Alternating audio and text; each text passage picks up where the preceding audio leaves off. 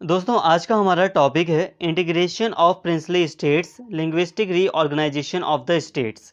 रियासतों का एकीकरण और राज्यों का भाषाई पुनर्गठन। देखिए सारी बातें आपके सिलेबस के अकॉर्डिंग इस वीडियो में की जाएंगी।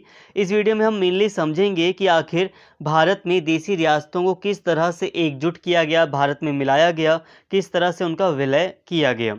इसके साथ ही भाषा के आधार पर किस तरह से भारत में राज्यों का पुनर्गठन किया गया। जैसे कि आपको याद होगा कि तेलुगु भाषा के आधार पर आंध्र प्रदेश राज्य बनाया गया था। तो सारी बातें होंगी, सब कुछ आपको समझ में आएगा, बस प्लीज़ वीडियो को पूरा देखना। तो चलिए बिना देरी किए अपने टॉपिक को शुरू करते हैं। सारी चीज़ें यहाँ पर आपके लिए जो है बिल्कुल आपके एग्जैक्ट सिलेबस के बेस पर कराई जा रही हैं। बात करते हैं देशी रियासतों के एकीकरण की।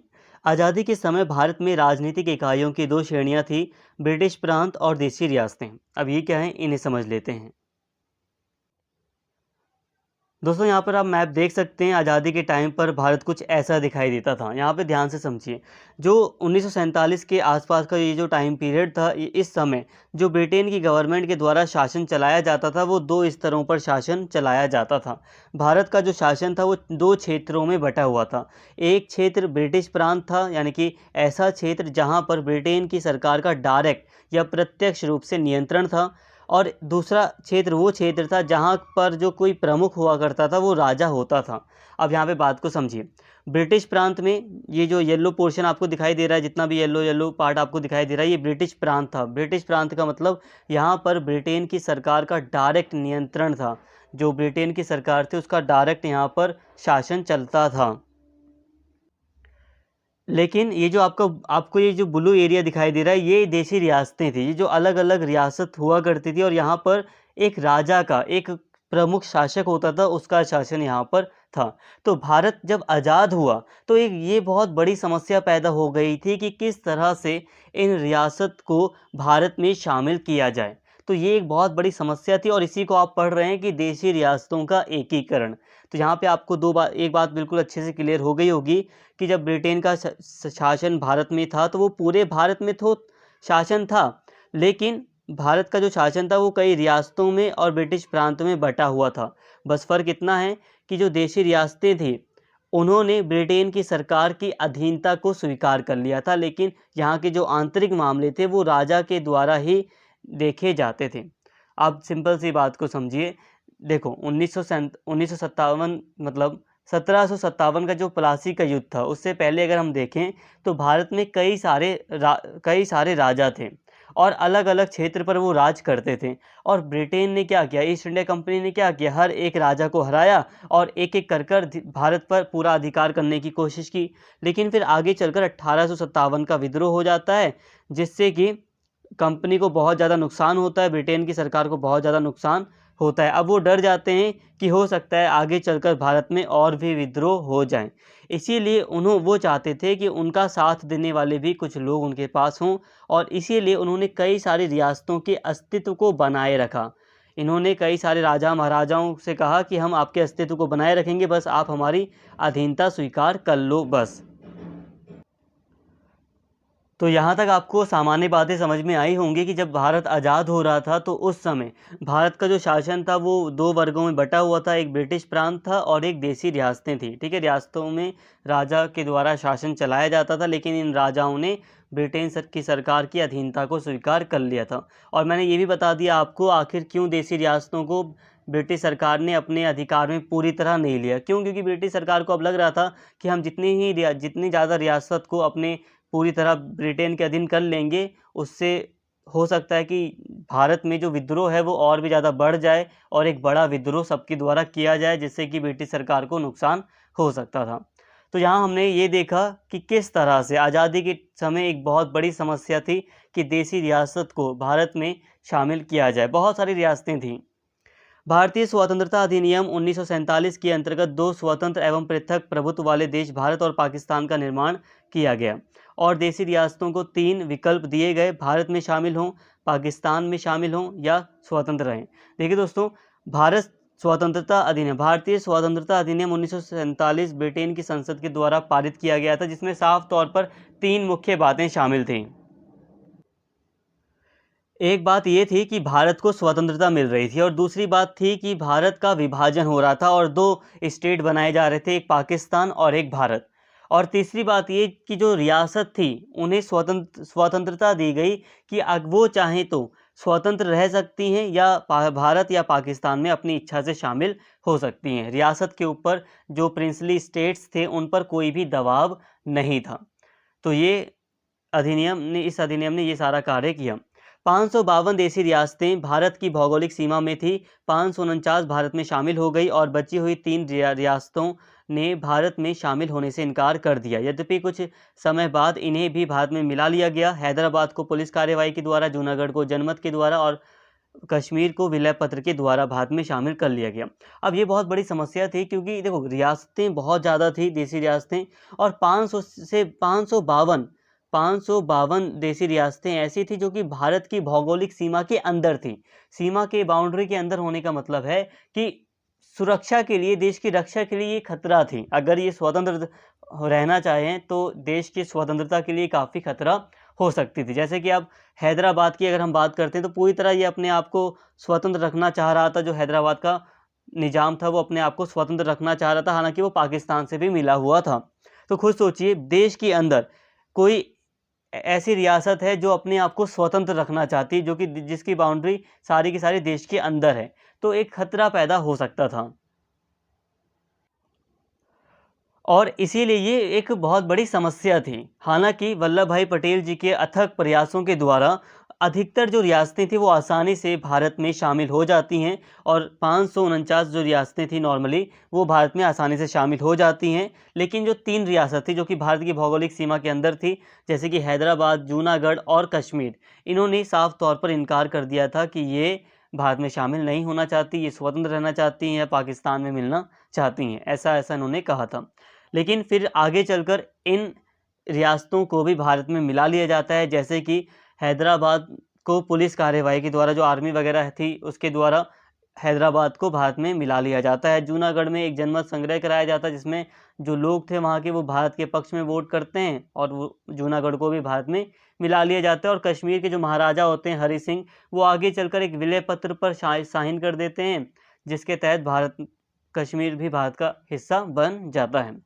तो इस तरह देशी रियासतों को भारत में जोड़ लिया जाता है। आई होप यहाँ तक आपको सारी बातें समझ में आई होंगी।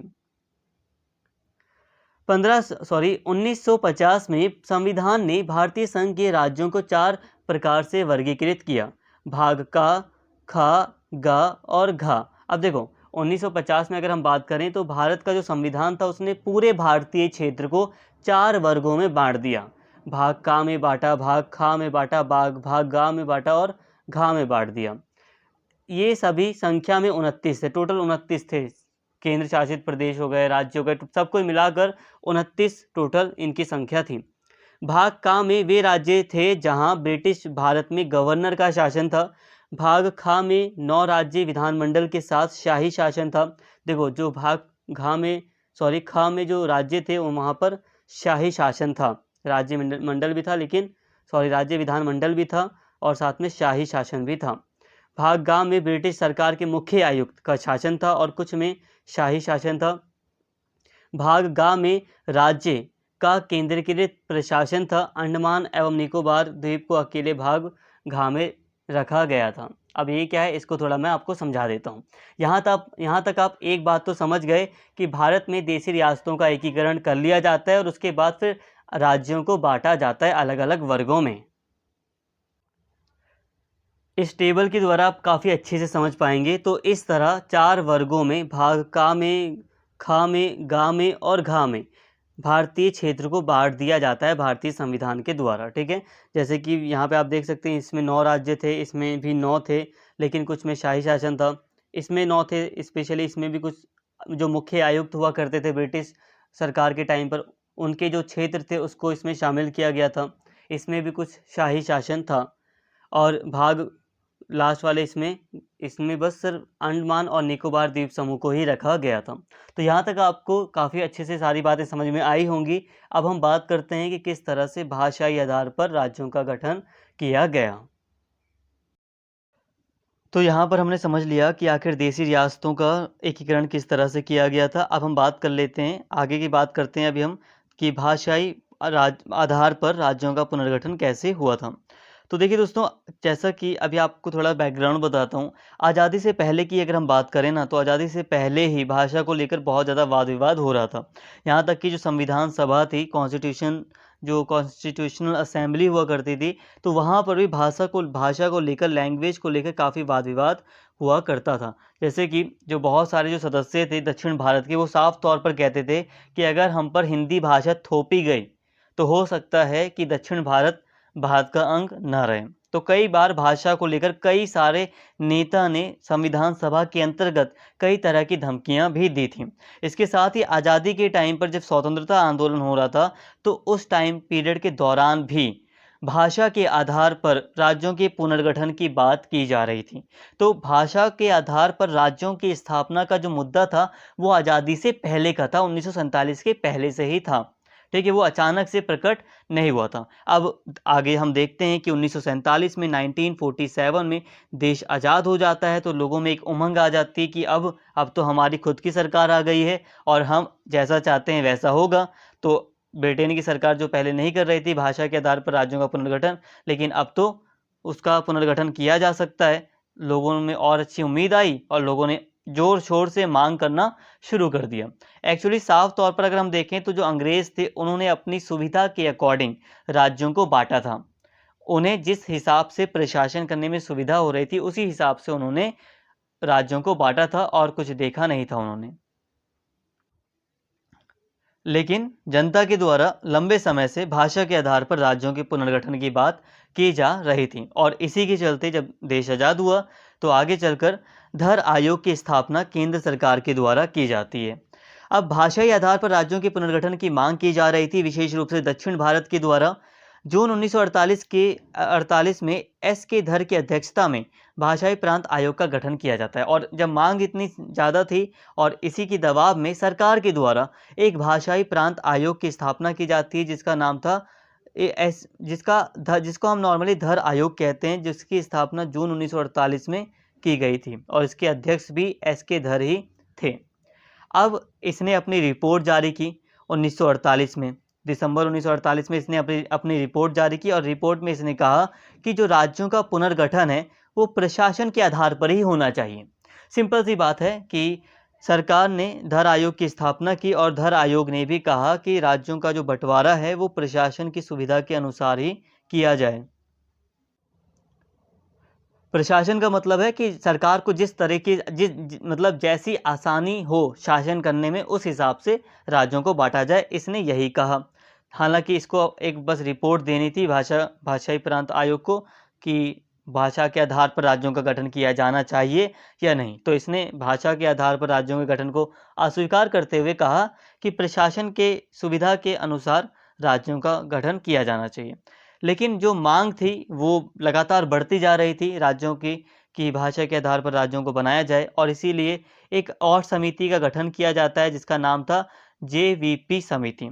ये यहाँ पर इसकी फुल फॉर्म है। इसमें 3 मुख्य सदस्य थे, जवाहरलाल नेहरू, वल्लभ भाई पटेल और पट्टाभी सीतारमैया, और इन्हीं के नामों पर पड़ी थी ये जेवीपी समिति। तो दिसंबर 1948 में ही इसका गठन हो जाता है इस समिति का, और ये भी अपनी रिपोर्ट पेश कर देती है 1949 में, अप्रैल में पेश कर देती है, और इस बात को औपचारिक रूप से अस्वीकार कर देती है कि राज्यों के पुनर्गठन का आधार भाषा होना चाहिए। अब देखो दोस्तों, इस समिति ने भी साफ तौर पर अस्वीकार कर दिया कि राज्यों का जो पुनर्गठन है वो भाषा के आधार पर होना चाहिए, इस बात को अस्वीकार कर दिया, इसने भी नहीं माना। अब बात को समझिए, जवाहरलाल नेहरू हो गए या दूसरे जो प्रमुख लीडर्स हो गए, उनको लग रहा था कि अगर भाषा के आधार पर देश को बांट दिया जाए, तो हो सकता है कल को यही जो भाषा के आधार पर राज्य हैं वो अलग देश की मांग करने लगे, मतलब देश कई टुकड़ों में ना बढ़ जाए। तो बहुत बड़ा डर था, बहुत बड़ा रिस्क था, क्योंकि अभी अभी पाकिस्तान का बंटवारा हुआ था। तो सिंपल सी बात को समझिए, जो माहौल था उस समय, उस माहौल के हिसाब से ये बहुत रिस्क का कार्य था, क्योंकि माहौल ऐसा था कि अभी देश बहुत ज़्यादा गरीबी में था, बहुत सारी समस्याएं थी, अभी अभी विभाजन हुआ था देश का। तो आप खुद सोचिए 1947 में विभाजन हुआ और समस्याएं कितनी सारी थी विभाजन से संबंधित, और 1948 में इतनी ज़्यादा मांग हो रही थी कि समिति का गठन करना पड़ा सरकार को। तो बहुत बड़ा एक तरह से डर भी था कि हो सकता है आगे चलकर ये जो भाषाई आधार पर राज्यों का गठन है, ये देश की एकता के लिए, देश की यूनिटी के लिए खतरा पैदा कर दे। तो इसलिए सरकार इससे पीछे हट रही थी। लेकिन सरकार पर लगातार दबाव बढ़ता जा रहा था, और दबाव सरकार पर तब ज़्यादा बढ़ जाता है जब एक कांग्रेसी कार्यकर्ता, जो पोट्टी श्रीरामुलु जिनका नाम होता है, वो भूख हड़ताल पर बैठ जाते हैं, और भूख हड़ताल के बाद उनकी मृत्यु हो जाती है। 56 दिनों की भूख हड़ताल के बाद उनकी मृत्यु हो जाती है। तो इससे दबाव बहुत ज़्यादा बढ़ जाता है, और इसके बाद सरकार को फजल अली आयोग का गठन करना पड़ता है। अब यहाँ पे बात को समझिए, थोड़ा मैंने स्किप किया अभी आपके लिए, अब वापस से थोड़ा सा आपको समझाता हूँ। देखो, अक्टूबर 1953 में भारत सरकार को भाषा के आधार पर पहले राज्य के गठन के लिए मजबूर होना पड़ा, जब मद्रास से तेलुगु भाषी क्षेत्रों को अलग कर आंध्र प्रदेश का गठन किया गया। इसके लिए एक लंबा विरोध आंदोलन हुआ, जिसके अंतर्गत 56 दिनों की भूख हड़ताल के बाद एक कांग्रेसी कार्यकर्ता जिनका नाम पोट्टी श्रीरामुलु था, उनका निधन हो गया। तो अब सरकार पर बहुत ज़्यादा दबाव पड़ जाता है जब 1953 में एक व्यक्ति की मृत्यु हो जाती है, कांग्रेसी कार्यकर्ता की। अब यहाँ पे बात को समझिए, 1953 में क्या था कि जब पोट्टी श्रीरामुलु भूख हड़ताल पर बैठ जाते हैं कि उनकी मांग होती है कि हमारे जो तेलुगु भाषा है उसके आधार पर आंध्र प्रदेश का गठन किया जाना चाहिए। अब इनकी मृत्यु हो जाती है, तो जिसके दबाव में सरकार आंध्र प्रदेश का गठन कर देती है, मंजूरी दे देती है कि हम आंध्र प्रदेश का गठन करेंगे, घोषणा कर देती है। तो दूसरे इलाके के लोग भी सोचने लगते हैं कि भाई जब आंध्र प्रदेश का गठन हो सकता है तो हमारा भी होगा। तो और भी तेज़ी से, जैसे महाराष्ट्र हो गया, गुजरात हो गया, यानी कि बॉम्बे जो प्रांत था, वहाँ पर आंदोलन बहुत ज़्यादा तेज़ी से होने लगते हैं कि हमें गुजरात राज्य चाहिए, हमें महाराष्ट्र राज्य चाहिए, भाषा के आधार पर, मराठी भाषा के आधार पर महाराष्ट्र बनना चाहिए। तो अब आंदोलन और भी तेज हो गए, क्योंकि अब लोगों को लगा कि जब आंध्र प्रदेश का गठन हो गया तेलुगु भाषा के आधार पर, तो हमारी भाषा के आधार पर हमारे राज्य का भी गठन हो सकता है। तो अब और भी ज़्यादा सिचुएशन बिगड़ गई, और इसी सिचुएशन के लिए फिर सरकार ने एक फजल अली आयोग का गठन किया, जिसको एक रिपोर्ट पेश करनी थी। फिर भी दोस्तों, आगे बढ़ने से पहले एक चीज़ मैं आपको यहाँ पे समझाऊंगा कि जैसे कि आप सोच रहे होंगे कि यहाँ पे 56 दिनों की इनकी, मतलब 56 दिन तक इनकी भूख हड़ताल चली और सरकार ने कुछ भी नहीं किया। एक्चुअल में जब ये भूख हड़ताल पर बैठे थे पोट्टी श्रीरामुलु, तो लगभग 40 दिन जब इनकी भूख हड़ताल को हो गए थे, तो नेहरू बहुत ज़्यादा परेशान हो चुके थे। शुरू में तो नेहरू ने इसे नॉर्मली हल्के में लिया, कह सकते हो, लेकिन जब 40 दिन बीत गए थे तो वो भी काफ़ी चिंतित हो गए थे। लेकिन जो उस समय वहाँ के जो सीएम थे, इस इलाके के जो सीएम थे, श्री राजगोपालाचारी थे आई थिंक, तो उन्होंने नेहरू को आश्वासन दिया कि ऐसा कीजिए, आप यहाँ के जो लीडर्स हैं उन्हें आप अपने पास बुला लीजिए, और वहाँ पे बुलाकर, अपने पास बुलाकर इनको समझाइए, सारी चीज़ें सॉल्व हो जाएंगी। लेकिन बहुत देर हो जाती है और इनकी फिर 56 दिनों बाद मृत्यु हो जाती है, जिसके कारण सरकार कुछ कर नहीं पाती, बस अब उन्हें राज्य के आधार, भाषा के आधार पर गठन करना पड़ता है राज्य का। अब फजल अली आयोग का गठन किया गया। आंध्र प्रदेश के निर्माण से अन्य क्षेत्रों में भी भाषा के आधार पर राज्य बनाने की मांग उठने लगी। इसके कारण भारत सरकार को दिसंबर 1953 में एक 3 सदस्यीय राज्य पुनर्गठन आयोग फजल अली की अध्यक्षता में गठित करने के लिए विवश होना पड़ा। इसके दो अन्य सदस्य थे, KM पणिक्कर, HN कोंगजुरु। तो यहाँ पे 3 सदस्य की ये 3 सदस्यीय एक आयोग था, फजल अली आयोग, जिसके ये 2 अन्य सदस्य थे और एक सदस्य थे फजल अली। तो ये 3 सदस्यीय भाषाई आयोग बनाया गया था। इसने अपनी रिपोर्ट 1955 में पेश की और इस बात को व्यापक रूप से स्वीकार किया कि राज्यों के पुनर्गठन में भाषा को मुख्य आधार बनाया जाए। ठीक है, इसने इस बात को स्वीकार किया कि भाषा के आधार पर राज्यों का गठन किया जाए, राज्यों का निर्माण किया जाए। अब लेकिन एक राज्य एक भाषा के सिद्धांत को अस्वीकार कर दिया। इसका मत था कि किसी भी राजनीतिक इकाई के पुनर्निर्धारण में भारत की एकता को प्रमुखता दी जानी चाहिए। हाँ, इसने साथ में ये कहा कि जो एक भाषा एक राज्य का सिद्धांत है, इसको हम अस्वीकार करते हैं। जैसे कि मान लो एक इलाका है, जैसे कि मान लो अब पंजाब है। अब पंजाब में कुछ भाई हिंदी लोग भी रहते हैं, तो अब ऐसा तो नहीं कि पूरे हिंदी लोगों को हटा दोगे आप, या जो सिर्फ मतलब छोटा सा ही क्षेत्र है अगर पंजाब के अंदर भी हिंदी भाषा का, तो आप उसे एक अलग स्टेट का दर्जा दोगे। तो ऐसा नहीं है, एक भाषा एक राज्य एक भाषा का जो सिद्धांत था उसे इसने खारिज किया।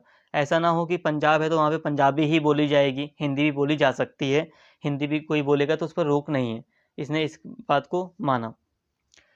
इसके साथ ही इसने कहा कि हाँ, ये बात भी हमें ध्यान रखनी है जब भी हम भारतीय राज्यों का गठन करेंगे, निर्माण करेंगे या किसी नए राज्य का निर्माण करते हैं तो भारत की एकता को ही हम ज़्यादा अहमियत देंगे। तो इसने कहा कि अगर हम भाषा के आधार पर देश का गठन करते हैं तो इससे एकता को खतरा नहीं है, इससे बल्कि एकता और भी ज़्यादा मजबूत होगी। आयोग ने सलाह दी कि मूल संविधान के अंतर्गत 4 आयामी राज्यों और क्षेत्रों के वर्गीकरण को समाप्त किया जाए। देखो, इस आयोग ने कहा ना, जो आपने राज्यों को अभी मैंने स्टार्टिंग में पढ़ाया था ना कि भारतीय 1950 में भारतीय राज्यों को क, ख और ग और घ में बांट दिया गया था। तो इसने कहा ना, ये जो 4 वर्गीकरण है ना, इसको समाप्त कर दो। इस आयोग ने सिफारिश की कि इस वर्गीकरण को, इस बंटवारे को समाप्त कर दो।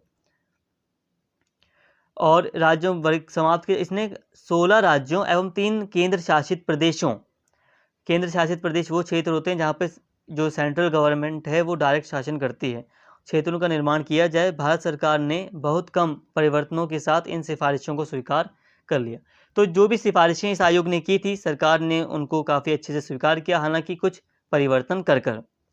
अब सरकार ने इन सिफारिशों के आधार पर, फजल अली आयोग की सिफारिश के आधार पर राज्य पुनर्गठन अधिनियम 1956 और 7वें संविधान संशोधन अधिनियम 1956 के द्वारा भाग का भाग ख के बीच की दूरी को समाप्त कर दिया गया, मतलब इन दोनों को एक कर दिया गया, और भाग गा को पूरी तरह खत्म कर दिया गया, और इनमें से कुछ को पड़ोसी राज्यों के साथ मिला दिया गया और कुछ को संघ शासित यानी केंद्र शासित प्रदेश के तौर पर पुनः स्थापित किया गया।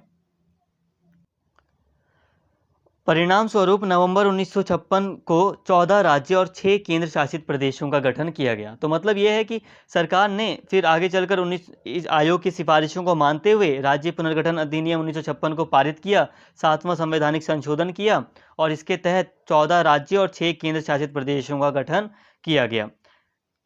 राज्य पुनर्गठन अधिनियम 1956 के द्वारा कोचीन राज्य के त्रावणकोर, ये जो केरल में आप बहुत इलाका है, कुछ कोचीन कहते हैं, जिससे हम कुछ क्षेत्र को कोचीन कहते हैं, कुछ को हम त्रावणकोर कहते हैं, पहले कहते थे लेकिन अब इसे केरल राज्य में मिला दिया गया है। और मद्रास राज्य के मालाबार तथा दक्षिण कन्नड़ के कसरगोड़े को मिलाकर एक राज्य केरल स्थापित किया गया। इस अधिनियम ने हैदराबाद राज्य के तेलुगु भाषी क्षेत्रों को आंध्र राज्य में मिलाकर एक नए राज्य आंध्र प्रदेश की स्थापना की, और उसी प्रकार मध्य भारत राज्य, विंध्य प्रदेश राज्य तथा भोपाल राज्य को मिलाकर मध्य प्रदेश राज्य का गठन किया गया।